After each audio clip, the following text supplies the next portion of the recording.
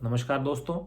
आज के वीडियो में हम जानेंगे कि पंचायत इलेक्शंस में विशेष रूप से, क्योंकि पंचायत इलेक्शंस अभी चल रहे हैं, लोकसभा चुनाव में, विधानसभा चुनाव में ये जो बैलेट पेपर्स होते हैं या जो ईवीएम मशीन्स होती हैं, इन पे कैंडिडेट्स की सीक्वेंस यानी उनका ऑर्डर वो कैसे डिसाइड करते हैं। क्या ये पार्टी वाइज होता है? क्या ये कैंडिडेट्स के नाम के अल्फ़ाबेट के हिसाब से होता है? अल्फ़ाबेट हिंदी के लिए जाते हैं या इंग्लिश के लिए जाते हैं? तो इस वीडियो को देख करके आप जान पाएंगे कि किस कैंडिडेट का किस नंबर पे बैलेट पेपर में नाम होगा, कौन सी पोजीशन बैलेट पेपर पे मिलेगी। सबसे पहले हम जानते हैं लोकसभा चुनाव और विधानसभा चुनाव में। लोकसभा और विधानसभा चुनाव में जो बैलेट पेपर पे फर्स्ट स्लॉट जो है, वो जो मान्यता प्राप्त राजनीतिक दल हैं सेंटर के और स्टेट के, उन कैंडिडेटों को मिला करके उन कैंडिडेट के जो अल्फाबेट्स हैं उनका सीक्वेंस देखा जाएगा।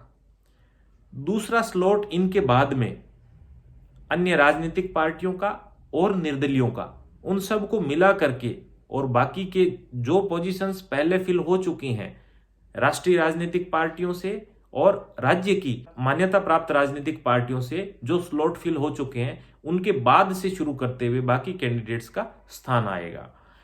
पंचायत चुनाव में क्या होता है? पंचायत चुनाव में जो राष्ट्रीय राजनीतिक दल हैं उसके साथ ही राज्य का, जिस राज्य में चुनाव हो रहे हैं उस राज्य का जो मान्यता प्राप्त राजनीतिक दल है वो कंपीट करेगा यानी प्रतिस्पर्धा करेगा बैलेट नंबर पे पहले स्थान के लिए। किसके साथ? राष्ट्रीय राजनीतिक दलों के साथ। जैसे कि राजस्थान के मामले में बसपा, इंडियन नेशनल कांग्रेस और बीजेपी, तीन पार्टियों की बात करें, तीनों सेंट्रल लेवल के मान्यता प्राप्त राजनीतिक दल हैं। इन्हीं के साथ राजस्थान की एकमात्र पार्टी आरएलपी पार्टी, राष्ट्रीय लोकतांत्रिक पार्टी, इनके साथ मिल करके बैलेट नंबर 1 के लिए कंपीट करेगी। इनके बाद में जो स्थान बचेंगे उस पे अन्य राजनीतिक दलों और निर्दलियों को हिंदी वर्णमाला के क्रम के अनुसार स्थान आवंटित किए जाएंगे। अगर आप आरएलपी से जुड़े हैं तो आपके लिए एक सुनहरा मौका है कि आप बैलेट नंबर 1 पर भी हो सकते हैं। हमारी बोतल निशान बैलेट नंबर 1 पे पंचायत चुनाव में आ सकता है।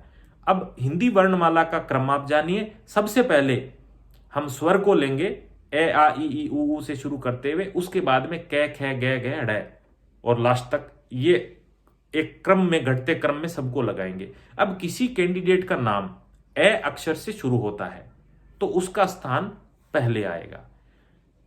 किसी का कै से शुरू होता है, किसी का ख से शुरू होता है, किसी का रै से शुरू होता है, तो वो अल्फाबेटिक क्रम में कै ख ग घ ड़ इस क्रम में जहां पे जिसका स्थान आता है उतना पीछे चला जाएगा। अब किसी दो कैंडिडेट ऐसे हैं, कोई दो कैंडिडेट ऐसे हैं जिनका नाम ए अक्षर से शुरू होता है, जैसे कि अंगद। एक विशेष आपको ध्यान रखना है कि किसी भी अक्षर से नाम शुरू होता हो, जैसे कि ए हुआ, कै हुआ, से हुआ, रे हुआ, अगर उसके पहले अक्षर पे बिंदी लगी है, जैसे कि अंगद, जैसे कि चंदन, जैसे कि कंचन, तो उनको फर्स्ट स्थान मिलेगा अपने ग्रुप में। यानी कि दो कैंडिडेट हैं, एक कृपाराम है, एक कंचन है, तो यहां पे कंचन सबसे पहले आएगा। इन दोनों में कंचन का नाम पहले आएगा। दो कैंडिडेट हैं अंगद और अनोपाराम, तो अंगद का नाम पहले आएगा क्योंकि इस पे अनुस्वर लगा है, बिंदी की मात्रा लगी हुई है। तो किसी अक्षर पे बिंदी की मात्रा होगी वो अपनी श्रेणी में पहले आ जाएगा। अब आप ये जाने कि दो व्यक्ति हैं, एक है अमरचंद, दूसरा है अनोपाराम, तो इनका पहला अक्षर जो है वो ए है, तो यहां पे मामला टाई हुआ। अब दूसरे अक्षर पे बढ़ेंगे, एक का नाम है न से और एक का नाम है मैं से, तो हम देखते हैं कि तै थे दे धे न, पै फै बै भै मैं, तो न अक्षर वाला पहले आएगा, मैं वाला बाद में आएगा। यानी अनोपाराम को पहला स्थान मिलेगा, अमरचंद जी को दूसरा स्थान मिलेगा।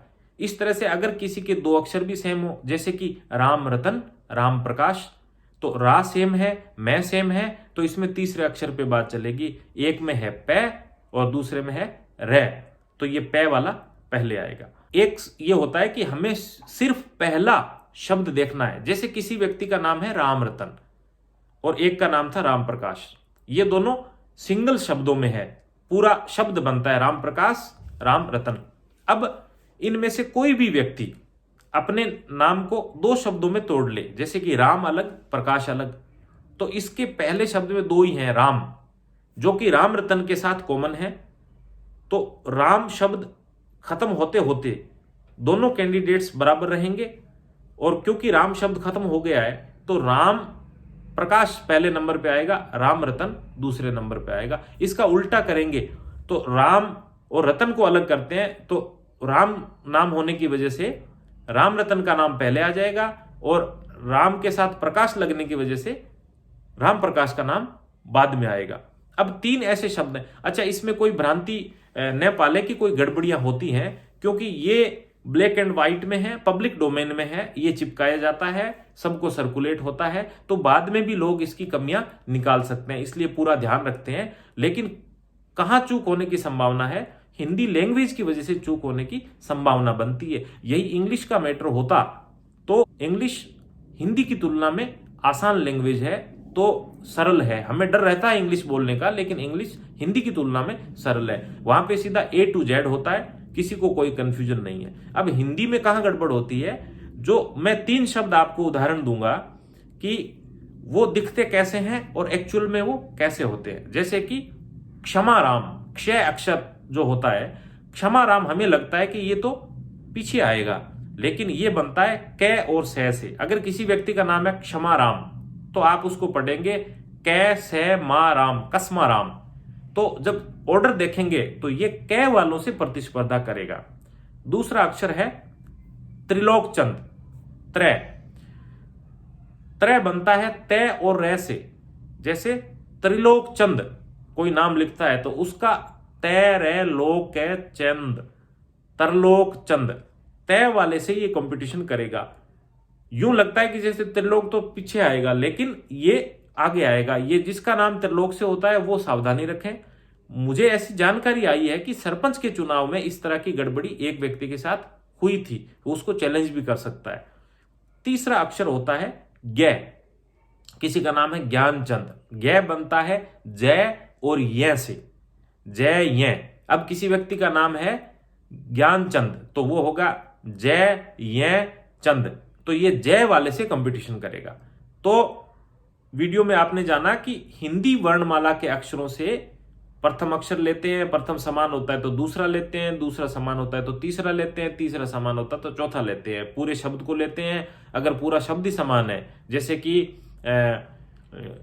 राम कुमार जाखड़, दूसरा व्यक्ति है राम कुमार चौधरी, तो राम कुमार कॉमन है तो जाखड़ का जय और चौधरी का चय, ये लेंगे तो चय वाला पहले आएगा।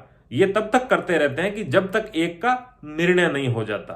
तो ऐसे इस तरह से आप जान करके सचेत रहेंगे तो आप पहले जान सकते हैं। कई बार ये जानकारी बहुत काम की होती है कि हमारे पास कैंडिडेट्स अवेलेबल रहते हैं, जैसे कि फला परिवार से हमें एक टिकट देना है। सरपंच चुनाव में तो ऐसा अक्सर होता है कि इस परिवार से लड़ाते हैं, तो उनको देख लेना चाहिए कि हमारे परिवार में अगर ये मान लो पुरुष की सीट है तो कोई सी व्यक्ति का नाम है अंगद, तो निश्चित रूप से अंगद का नाम सबसे पहले आएगा, तो वो कैंडिडेट होने पे बैलेट नंबर 1 मिलेगा, जो कि आसान रहता है याद रखने में। बहुत बहुत धन्यवाद।